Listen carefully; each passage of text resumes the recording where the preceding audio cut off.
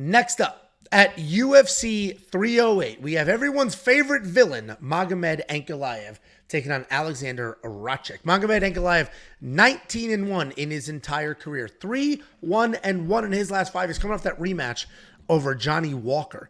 Taking on Aleksandar Rakic, 14-4 in his career. 2-3 in his last 5. He's coming off that KO loss at UFC 300.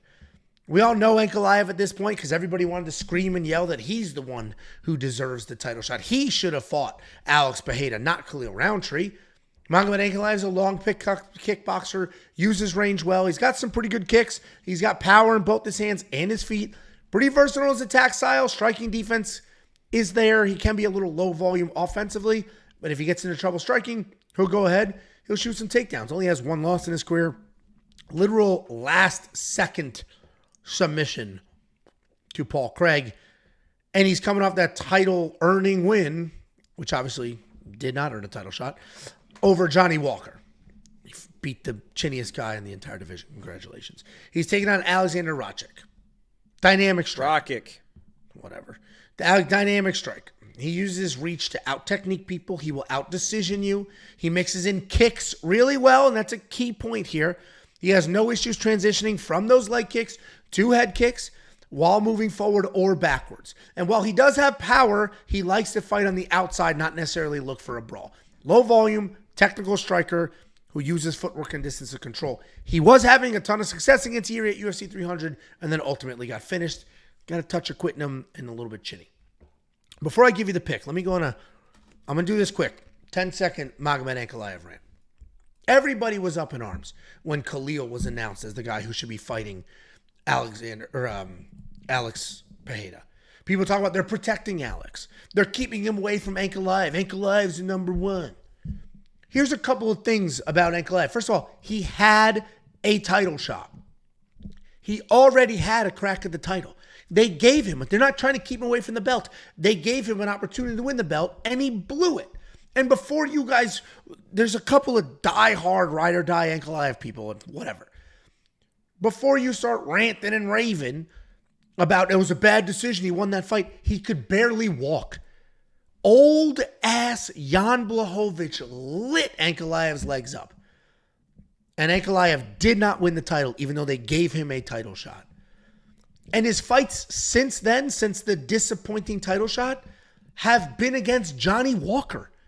And the first time they fought, no contest because he can't control himself, illegal knee. Second time they fought, he finished the chinniest guy in the division in a win that doesn't age well.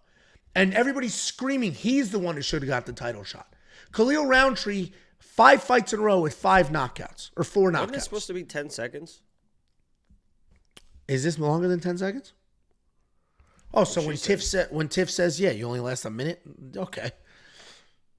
Point being, anybody screaming and yelling that they're protecting Alex Pereira from Ankalaev, Ankalaev is the one who has had this like insane run of gifted fights.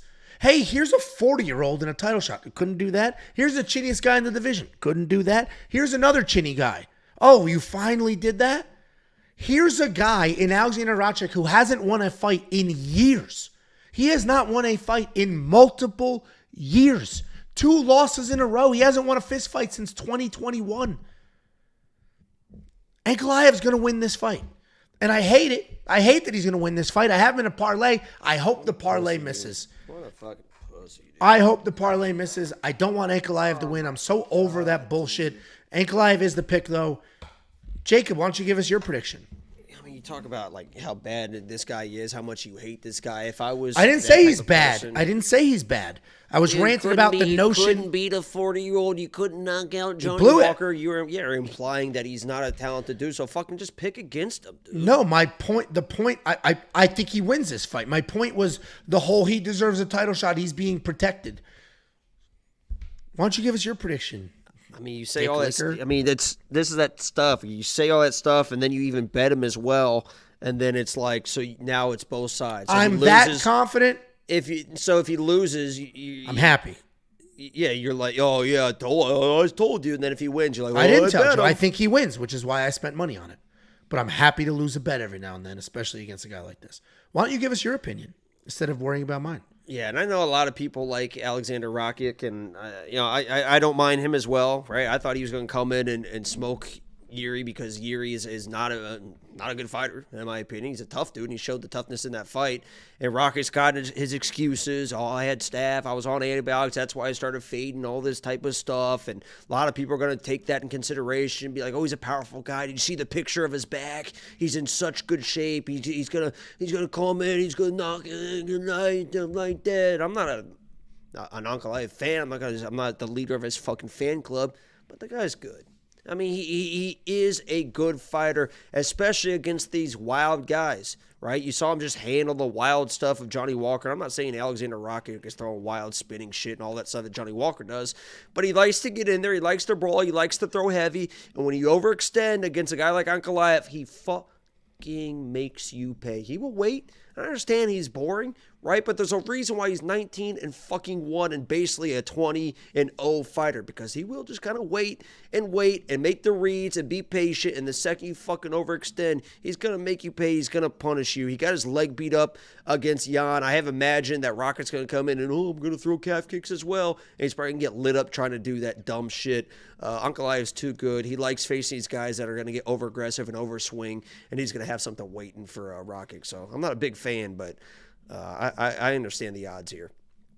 I'm surprised they're not wider. Like Aleksandar Rakic hasn't won a fight in 3 years, and he just got knocked out. I mean, he was beating Jan. I mean, he was beating Yuri, but it's a different fight than Yuri. Ankalaev is not Yuri. I completely agree. Far more technical, doesn't really take the risks. And he can wrestle. The wrestling is there if he does somehow find himself in a little bit of trouble. $9,400 in DraftKings Fantasy. I'm split on that because he can finish Rakic. I don't know if he will. I don't know what the fight will be. I'm probably going to avoid that $9,400. We got a couple of other spots with some high price tags that I think will score well. Yes, Jacob. The good news, bad news for Ankalaev, as far as like DraftKings, it's good because he doesn't chase finishes. A lot of times you would worry about a guy chasing finishes if you have money on him. He just kind of lets the finish find itself. But if you're in DraftKings, a guy that kind of lets the finish find itself instead of chasing finishes, it's tough for 9,400.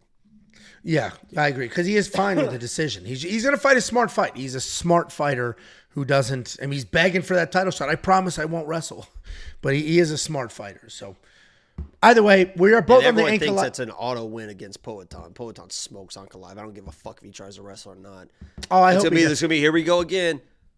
Fade Alex. Let's see what happens, guys. Dumbasses. Do it again. See what happens. Stupid fucks. If Ankalaev wins here, part of me will be happy. Like, we never have to hear that bullshit again.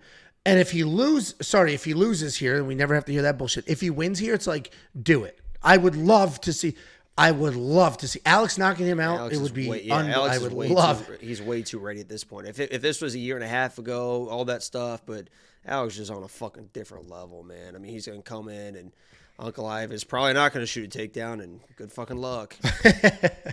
Well, either way, I am interested in this fight. The outcome of this fight matters very, very much for this division. Literally. If Ankalaev loses, then Alex can just do whatever he wants. There's nobody else that makes a ton of sense.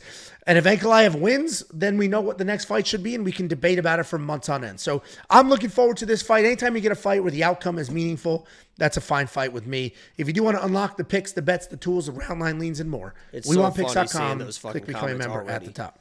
Ankalaev's going to smoke him. He's going to smoke him. He's going to smoke him. All right, well, fade Alex again. Let me know how it goes from fucking next year, guys. It's crazy. I'm surprised Ankalaev, and maybe it's just the vocal minority. I'm surprised Ankalaev has as big of a fan base as he does. Dude, there's people everywhere screaming and yelling about it. It's very good. I mean, I understand he's very good, guys, but I mean, so I'm not gonna get into it. Fucking good luck. You guys fucking try to fade Alex fucking for. Oh, this one's different. Okay. Yeah, they did say that every fight.